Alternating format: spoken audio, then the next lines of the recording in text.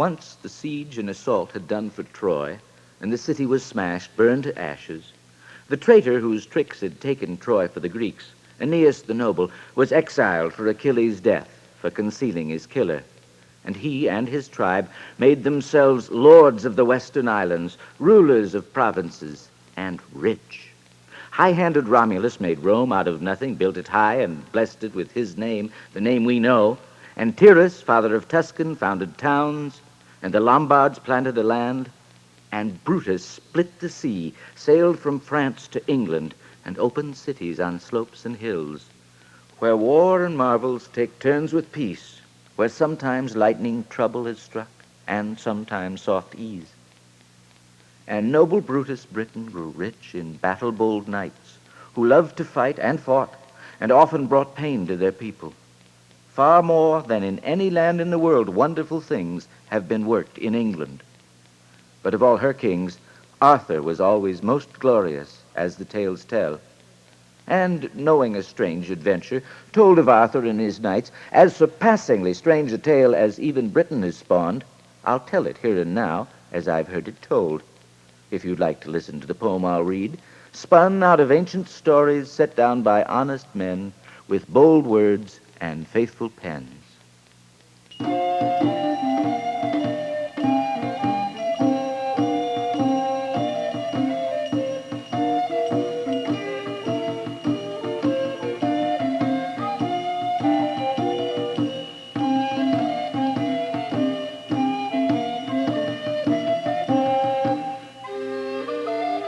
KUT presents Sir Gawain and the Green Knight, a 14th century tale of the Christmas season, translated from the Middle English by Burton Raffel, and told by Douglas Parker, with Gareth Morgan, Tony Howe, Jane Wilson Joyce, and Ben Teague. The music is performed by the Collegium Musicum of the University of Texas, under the direction of Brad Benton. At Christmas, the king held court at Camelot, surrounded by gracious lords, worthy knights of the Round Table, brothers in arms, reveling in that rich pleasure. Noble knights day after day rode in tourneys, jousted gallant and well, then galloped to court and sang and danced. For Camelot's Christmas feast was 15 days, as full of food and laughter as feasting could be made, loud and happy and glorious to listen to, noisy days, dancing nights, lords and ladies rejoicing in their rooms, and in Arthur's castle coming together in the height of delight, the most famous warriors of Christ our King, and the loveliest ladies in the world, and Arthur, the noblest of rulers, reigning in his court. It was springtime in Camelot, in the Christmas snow. In that castle, most blessed on earth, with the best of vassals, and a king of such worth that no time will surpass him. With the new year drawing close, courtiers and ladies sat to a double feast. Mass had been sung in the chapel. The king and his knights came to the hall, and priests and laymen called, "Noel, Noel," and shouted and sang, and nobles ran with New Year's presents in their hands, noisily passing in a crowd, calling, "Presents, presents," and loudly disputing gifts, while ladies laughed when kisses were lost, and whoever won them found it hard to weep. And till dinner time came, they ran and laughed. Then they washed and sat at that stately table, the noblest nearest their lord, and his queen, Guinevere the Gay, seated in their midst. Arranged around that priceless table, fringed with silk hung over their heads, and behind them velvet carpets, embroidered rugs, studded with jewels as rich as an emperor's ransom.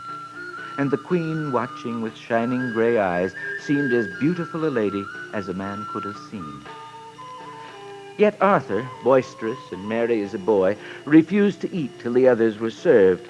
His blood ran young and his brain was restless, and he liked to be gay. He hated lying about or sitting long at a time, and a point of honor held him back, a vow he had taken and meant to keep.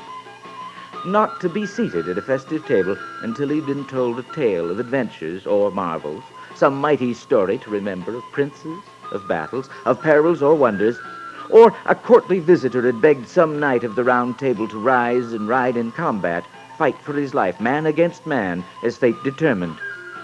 Wherever he held his court, the king was ruled by this custom, whenever he sat with his knights around him and feasted. His face proud, he remained on his feet, and his laughter was loud as he waited his New Year's treat. So the fearless king stood in front of his table, talking of elegant trifles.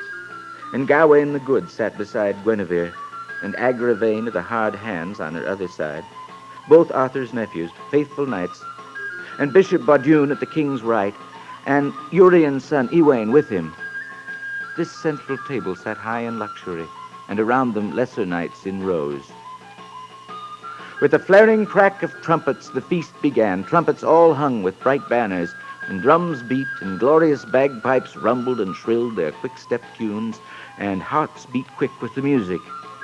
At the signal, rare and delicate dishes were served, and venison in great slabs, and so many platters that there was almost no place to set them in front of the guests, broths and stews in overflowing abundance. All ate as they pleased, and as much as they wanted, 12 dishes apiece, and beer and wine flowed free. I've nothing more to tell of their feasting. Any fool knows with what splendor they were fed. And to send the prince to his dinner, a different sound approached. The trumpets and pipes were barely still, the drums silent, the first dishes set in place, when a ghastly knight sprang through the door, huge, taller than men stand, so square and thick from neck to knee, thighs so broad around, legs so long, he seemed half an ogre, a giant, but clearly the biggest creature in the world, and the fairest, the gayest for his size, as thin in the waist, as flat in the belly, as his back and chest were grim and immense, from cheek to chin, fine and elegant, with an easy grace, and stunning the court with the color of his race. A fiery, snorting fellow, and his hands were green, and his face. And his armor and his shirt were green, all green. A short, tight tunic worn close, and a merry mantle sewn in with the fur that rippled as he rode, and trimmed rich at the edges with bright white ermine, both his mantle and the hood thrown low on his back below his flowing hair. And his smooth webbed stockings, stretched taut on his legs, were green, all striped with embroidered silk, and his shining spurs were gold, and he wore no shoes, rode peacefully to that prince's court. Everything about him was an elegant green, from the colored bands on his belt to the jewels set in his clothes and his saddle, woven around with silk designs. Birds and butterflies flew in that embroidery, beautifully worked and fine, decorated in green and with gold scattered across them. His horse's armor was enameled, and the saddle and its straps and the bit in its teeth were green, and the stirrups for that knight's feet were green, and his saddle horn and the shining leather hung from the saddle, glittering and gleaming with green stones, and his stallion, too, as green as its rider. A huge horse, headstrong, decisive and quick, but caught up by his hand's touch on the bridle. His clothes and his armor were glorious, this green knight. His hair the color of his horse and waving down his shoulders. A beard as thick as a bramble bush grew from his chin and fell in front as far as the hair in back. Hair and beard cut at the elbow like a king's hooded cape enclosing his neck and half his arms. And his horse's mane hung long, combed and curled, braided strand for strand with gold thread, a strand of green hair, another of gold. And his forelock and his tail were braided to match, and bound in place with a green band, dotted with precious stones the length of that flowing tail, then laced with an elaborate knot, and strung with dozens of bright gold bells that rang as he rode. And rider and horse, stranger than anything seen on earth before that day. He seemed to glow like lightning, they say who were there. Who could know the force of his blows?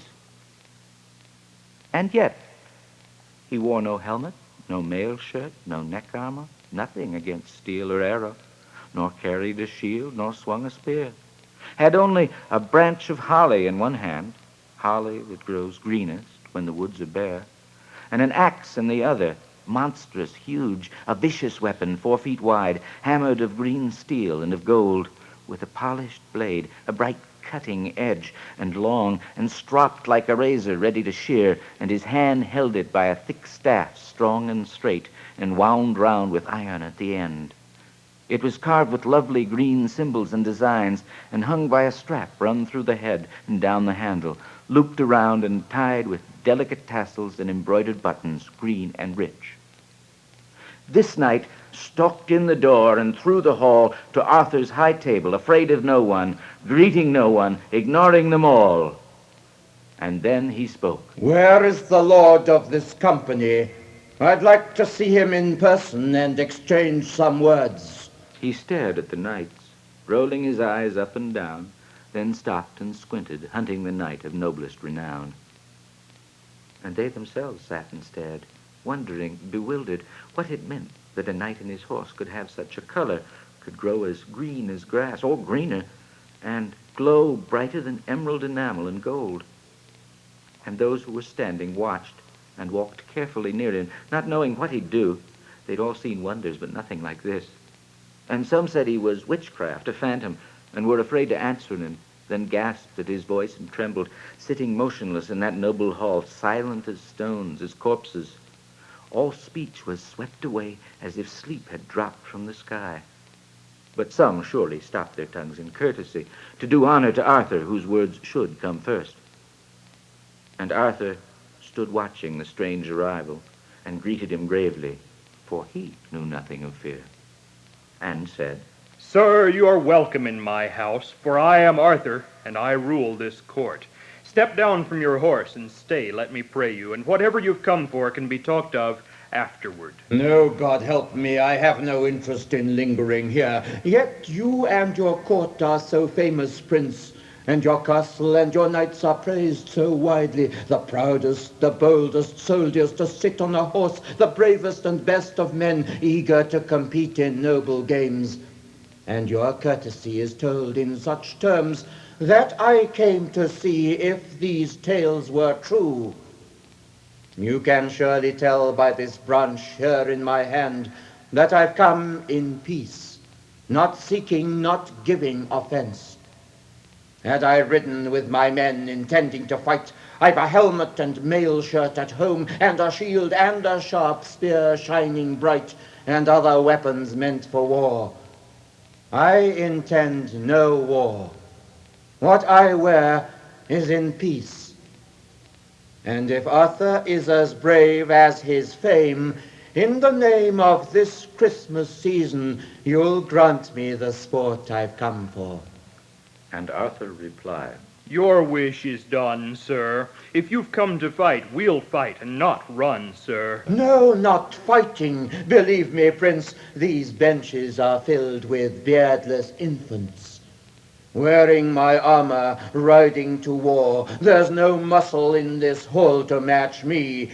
It's a game I want to play, a Christmas sport for the season. Your court sings of its daring.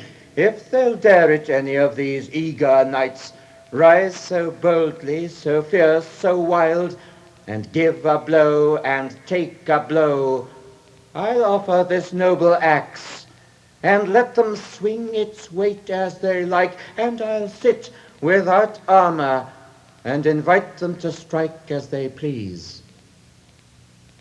Anyone with the nerve to try it, take this axe here. Hurry, I'm waiting.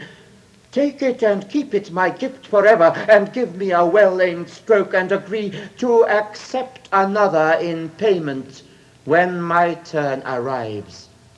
But not now. A year and a day will be time enough.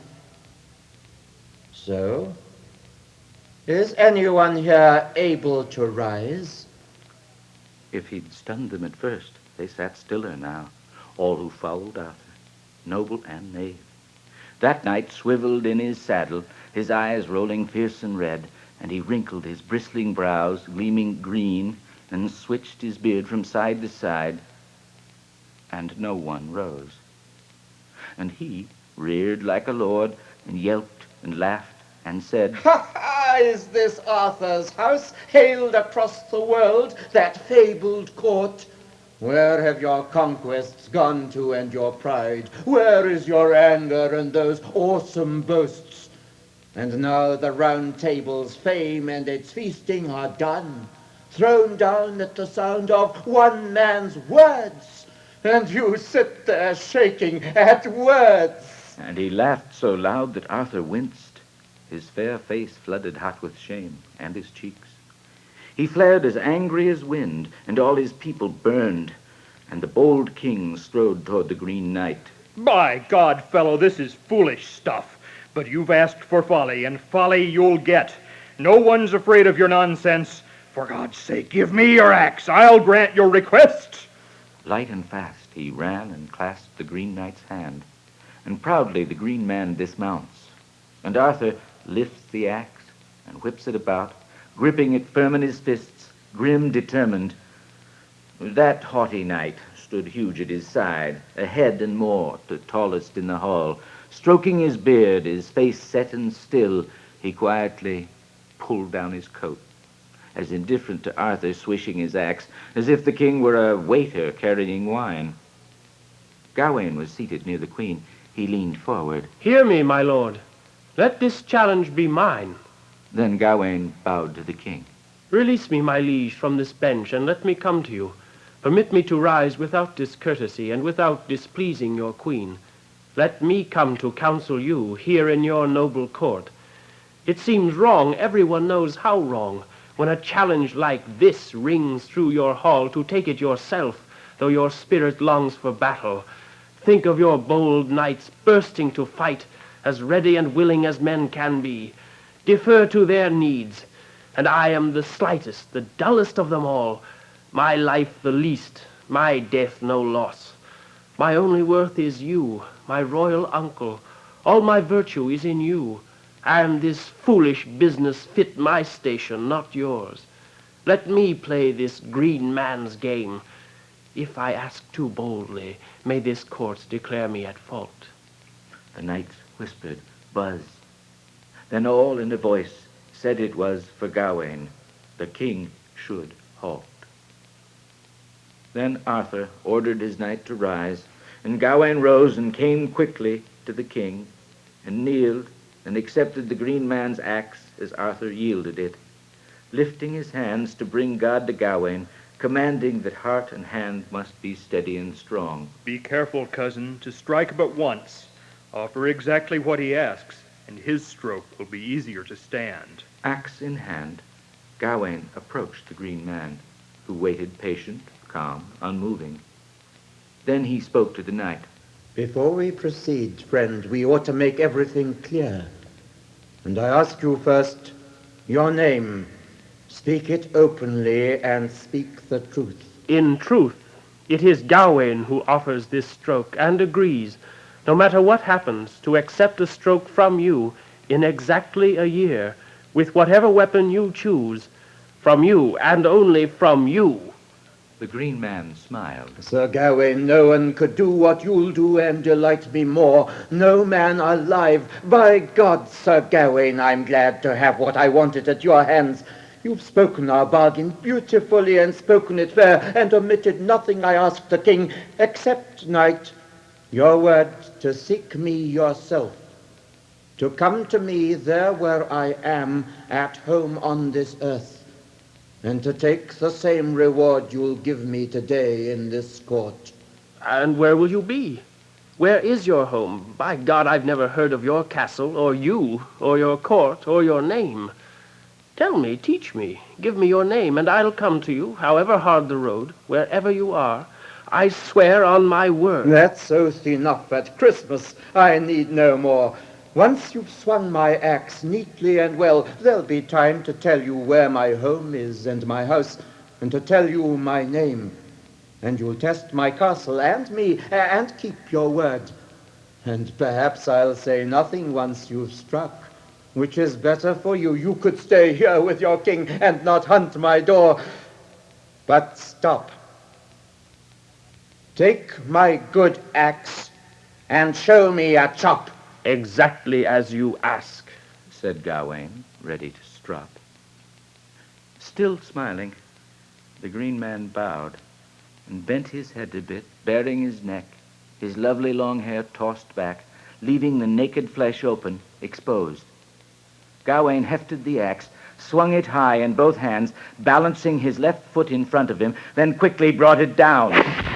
The blade cut through bones and skin and fair white flesh, split the green man's neck so swiftly that its edge slashed the ground, and the head fell to the earth, rolled on the floor, and the knights kicked it with their feet. The body spurted blood, gleaming red on green skin. But the green man stood a moment, not staggering, not falling, then sprang on strong legs and roughly reached through thrashing feet, claimed his lovely head, and carrying it to his horse, caught the bridle, stepped in the stirrups, and mounted, holding his head by its long green hair, sitting high and steady in the saddle as though nothing had happened. But he sat there headless for everyone to see, twisting his bloody, severed stump, and the knights were wary, afraid before he ever opened that mouth to speak. And he held that head high, slowly turning its face toward Arthur and the noblest of his knights, and it lifted its lids and stared with wide eyes, and moved its lips and spoke, saying, Gawain, be ready to ride as you promised. Hunt me well until you find me, as you swore to here in this hall, heard by these knights. Find the green chapel. Come to take what you've given, a quick and proper greeting for a New Year's Day. Many men know the night of the green chapel. Seek me, and nothing can keep you from me.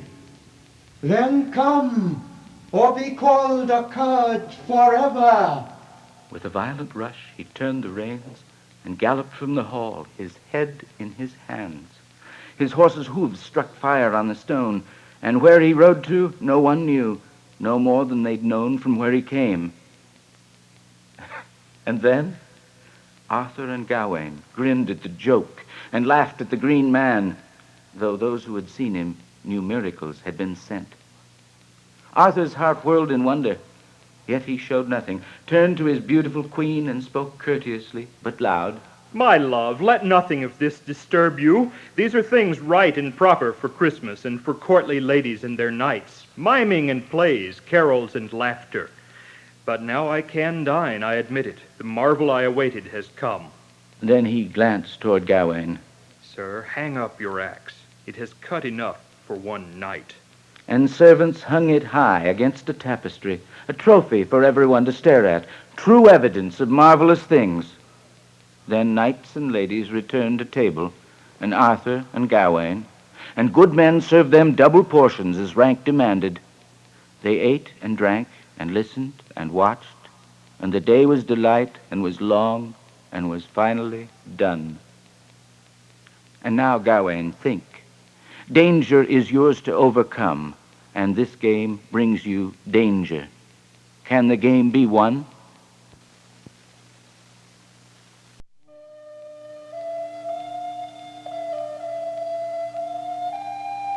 The Green Man began Arthur's new year with the marvels he loved to hear of.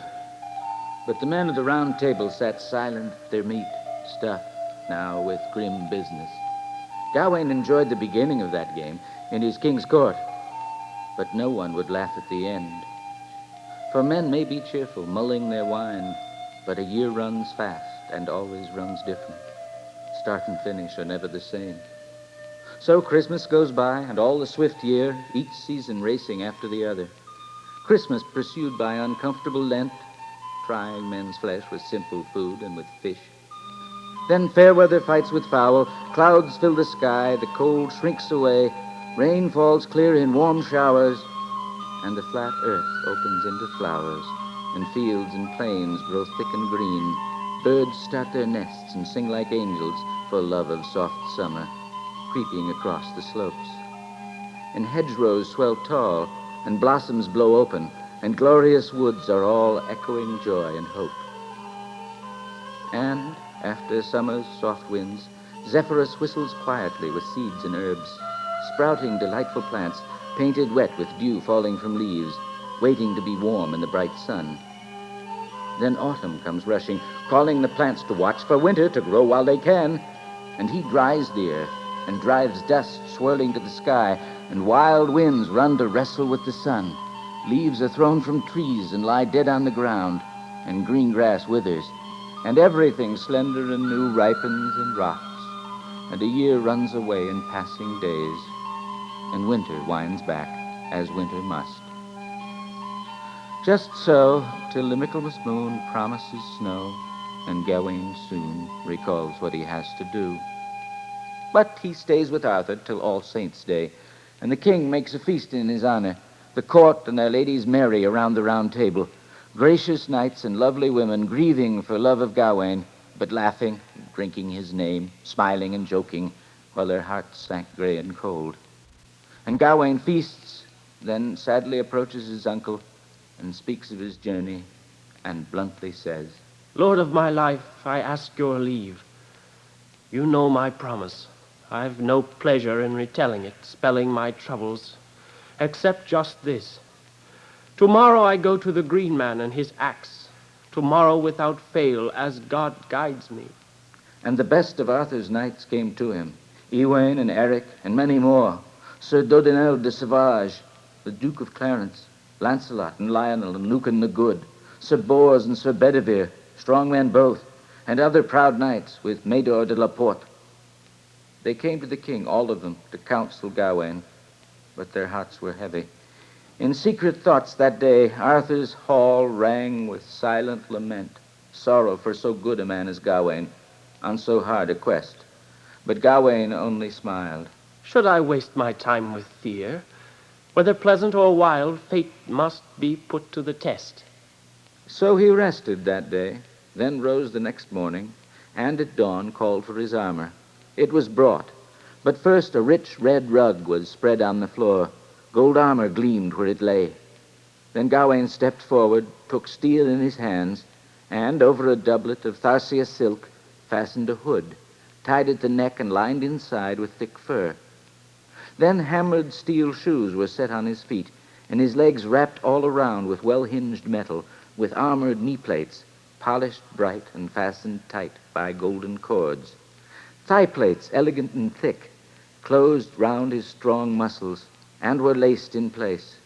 And then his mail shirt, metal woven like silk, hung shimmering on his chest, and polished arm pieces, and beautifully bent elbow joints, and steel gloves, and all the equipment he needed and owned for that ride, draped with heraldic designs, and gold spurs on his feet, and his good sword at his side, and a sash belted neat.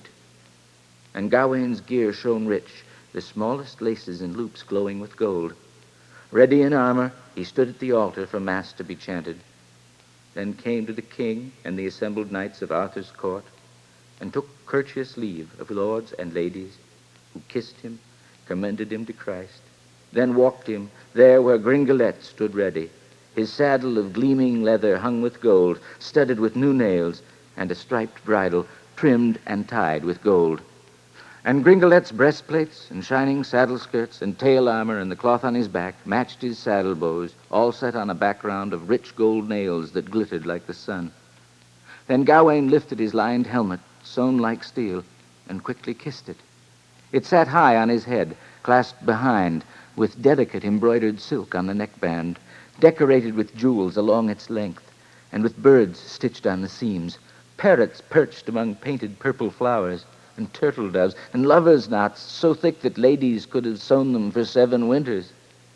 And around the top of his helmet were a crop of diamonds, brown and white, sprinkled in a magic knot. Then they carried in his shield, striped with bright red, a pentangle star painted pure gold shone at its center. He swings it by the belt, then tosses it across his neck. And the sign of that star, its perfect points, fitted that prince. And I'll tell you how, though it hold up this tale. Solomon shaped that star, triangles blended in triangle, as a symbol of truth, for each of its angles enfolds the other and fastens the other, 5 in all and everywhere endless, and everywhere in England called the infinite knot. And Gawain wears it by right on his bright armor, faithful 5 ways, and each way 5 times, a noble knight, as pure as gold, as good as any knight in any gleaming castle, and worthy of that star, the noblest of men in asking and telling, the hardest for words to baffle. His 5 senses were free of sin. His 5 fingers never failed him, and all his earthly hope was in Christ's 5 wounds on the cross, as our creed tells us.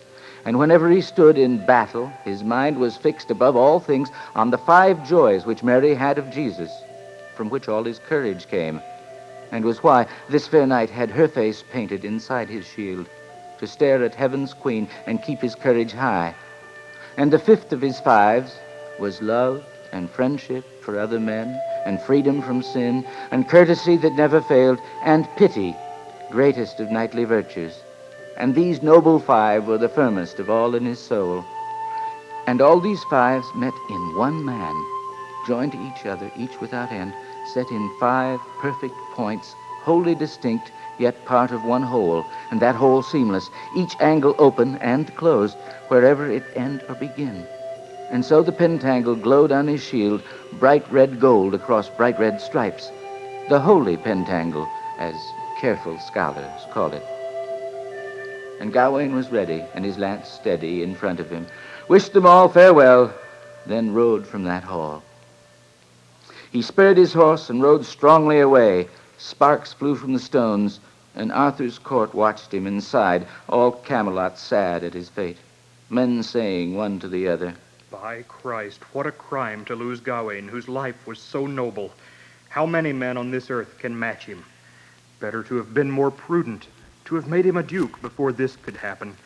He seemed a brilliant leader, and could have been, and had better been than this, his head lopped off by an elf, and only for pride.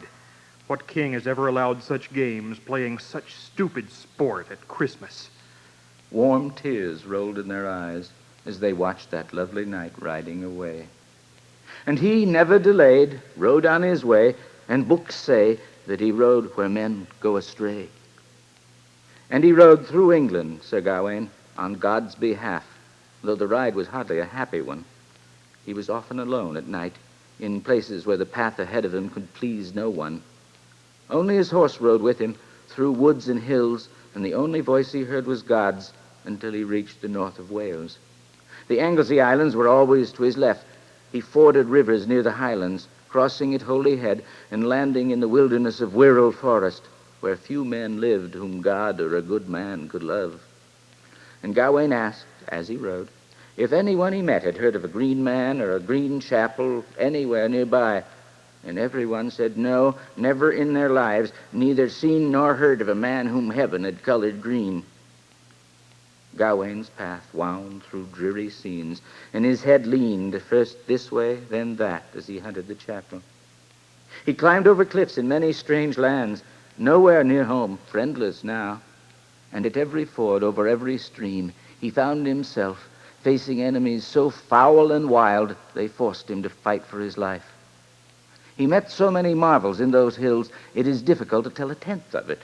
Dragons attacked him, and sometimes wolves, and satyrs, and forest trolls running out of rocks, and bulls and bears and ivory-tusked boars, and giant ogres leaping from crags. His strength saved him, and his courage, and his faith in God. He could have died a dozen times over. And the fighting was hard, but the foul winter was worse, so cold that rain froze before it could fall to earth. Sleeping in his armor, sleep came close to killing him, lying on open rock where icy rivers charged from mountains, and over his head icicles hung, sharp and hard. In danger and hardship, Gawain stayed alone, riding until Christmas Eve, when he prayed to Mary to end his grief, to guide his weary steps to relief. Next morning, more cheerfully, rode down a hill to a deep forest, incredibly wild, set into mountains and surrounded by hundreds of huge gray oaks. Hazel and hawthorn were snarled and tangled together, and shaggy moss hung everywhere in ragged clumps. And sad birds sat on the bare branches, piping pitifully in the cold. Gawain hurried his horse, crossed swamps and mires and bogs, acres of mud, afraid now that he'd lost all chance of hearing Christmas Mass and honoring Mary's son, born to end our sorrow.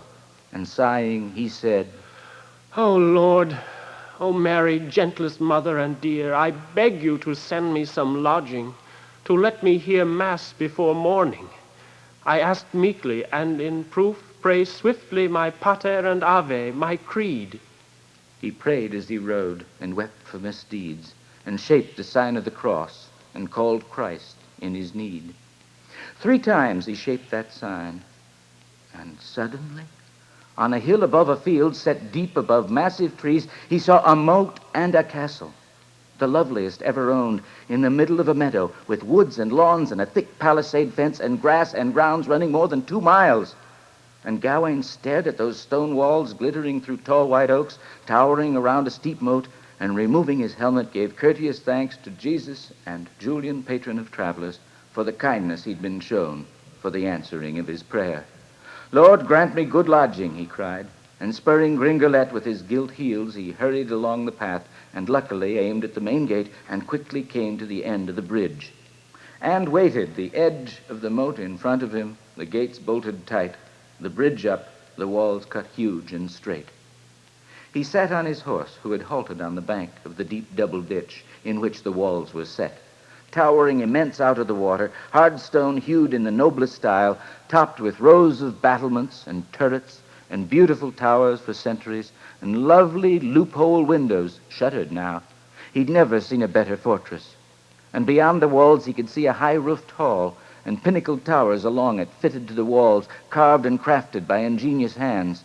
And high on those towers he saw a host of chalk-white chimneys, gleaming bright in the sun, and everywhere the stone painted and cut, bowmen's notches and watchmen's places scattered across the castle, so it seemed scissored out of paper. And resting on Gringolet, Gawain thought it a pleasant place to lodge in while the holiday ran, if ever he could manage to get inside. He called, and a porter quickly appeared, polite, standing on the wide wall, and greeting the knight in good order.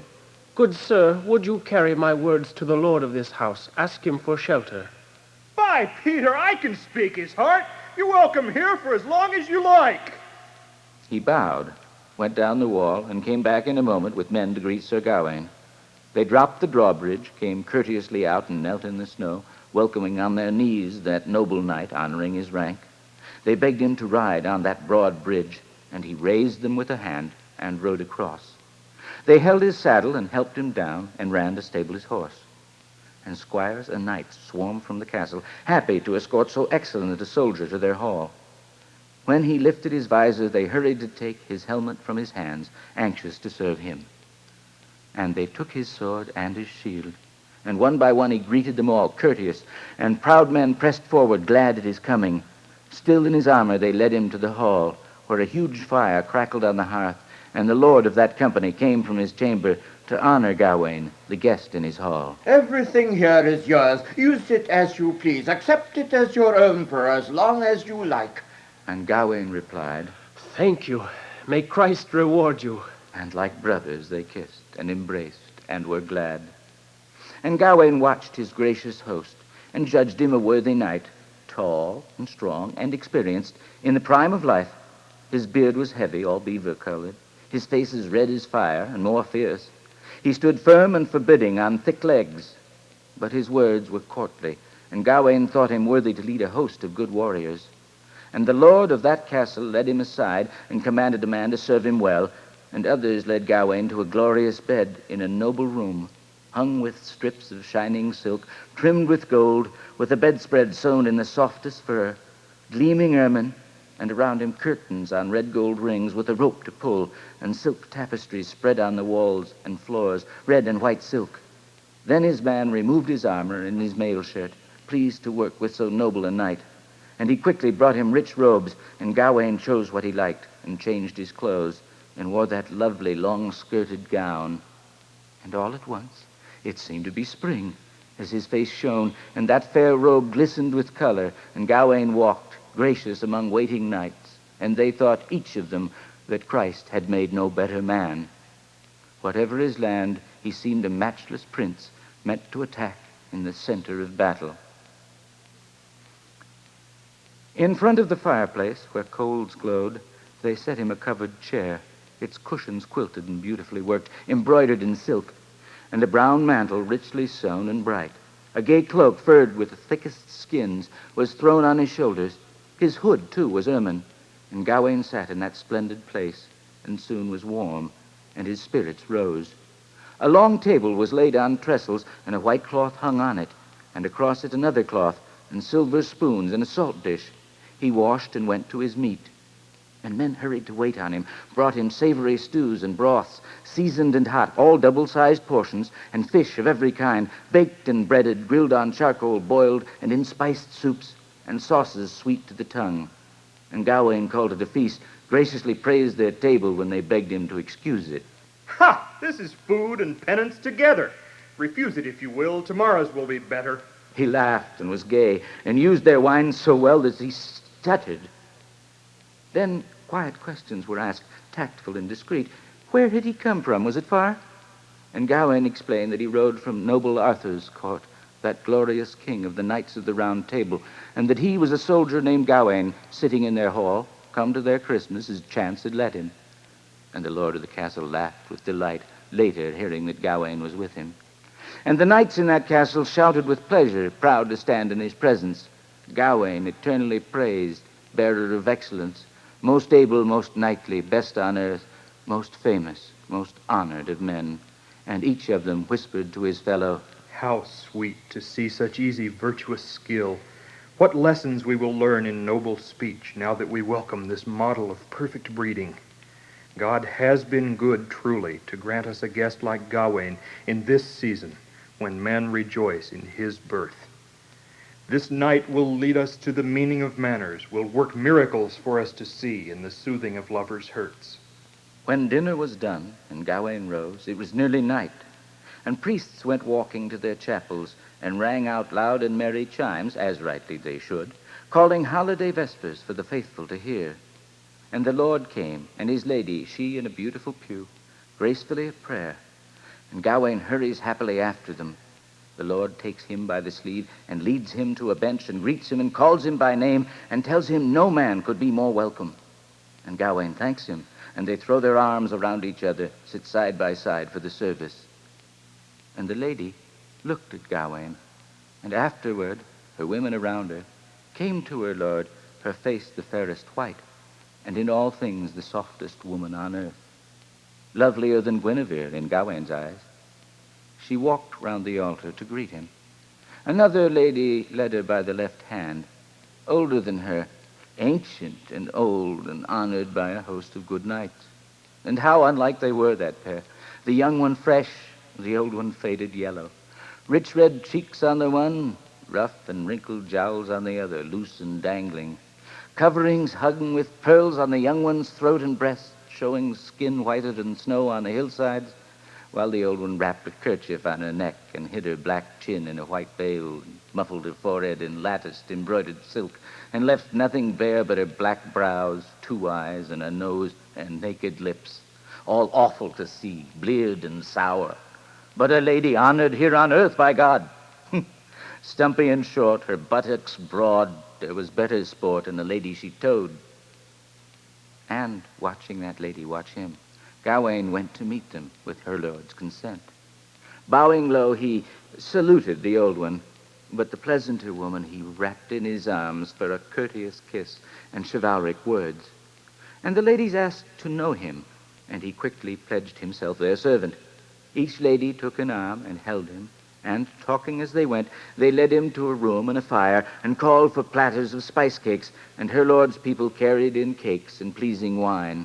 And her lord leaped to his feet, over and over, urging them to mirth. He tugged at Gawain's cloak and pulled a spear from the wall, challenging the knight to win it from him, make Christmas a merry time. And by my faith, I'll fight to keep it, myself and my friends, as best I can. And he laughed and jested to please Sir Gawain with jokes and games there in his hall that night, until the hour when he called for lights, and they left that bower for sleep's delight.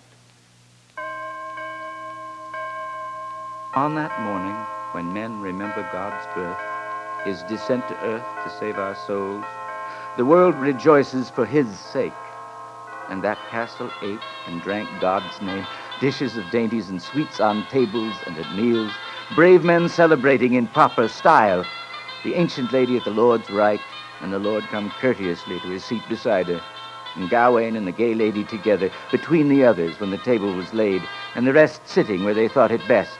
And when everyone was seated in good order, there was meat and drink and mirth, laughing and joy, so free and full that to tell it all would trouble my tongue, however it tried.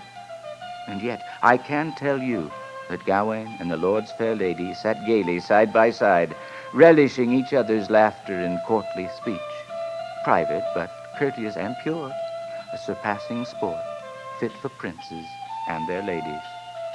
Trumpets and drums and pipers played, each man minded his own, and so did the knight and the lady. That day and the next were spent in delight, and then the third came as happily, as crowded with joy.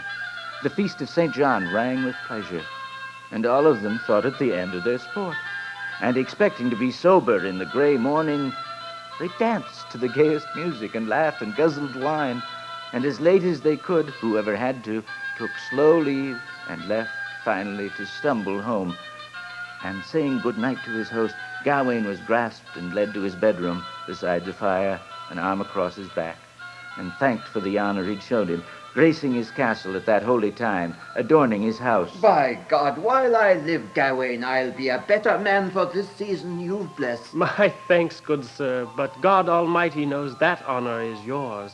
May the Lord reward you.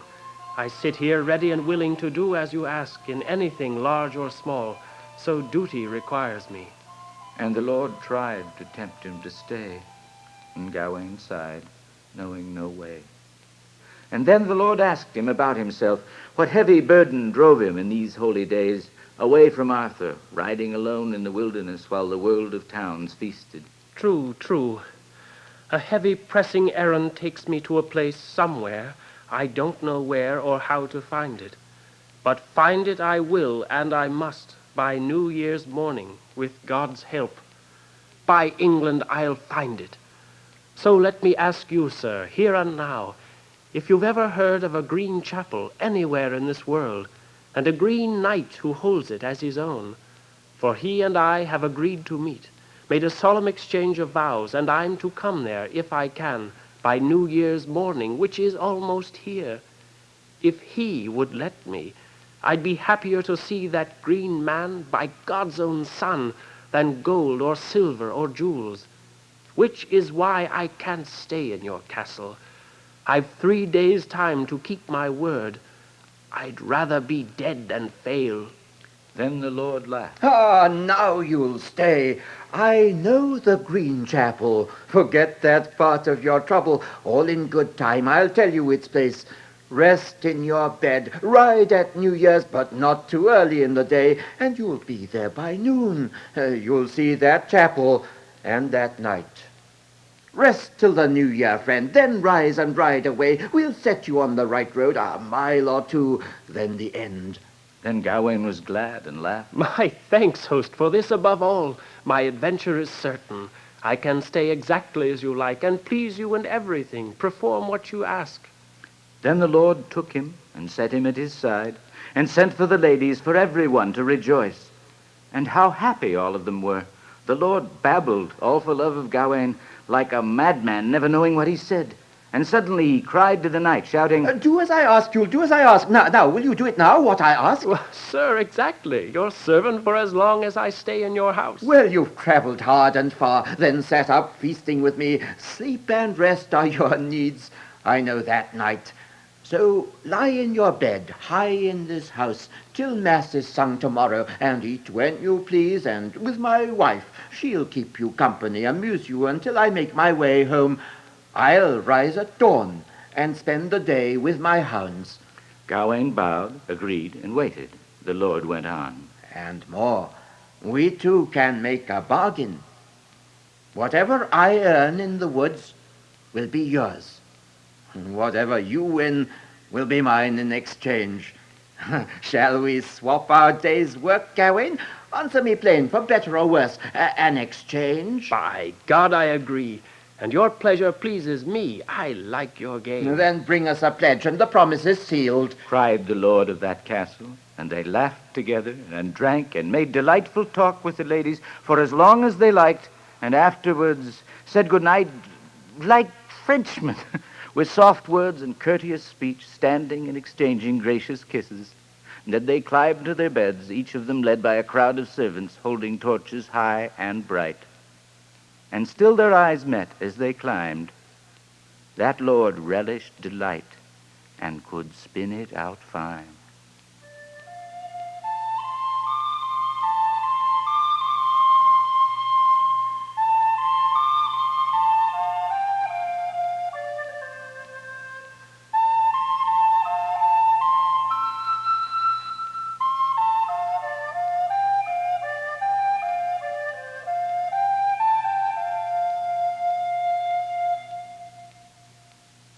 We will continue with Sir Gawain and the Green Knight, translated by Burton Raffel, and with music by the Collegium Musicum, in just a moment.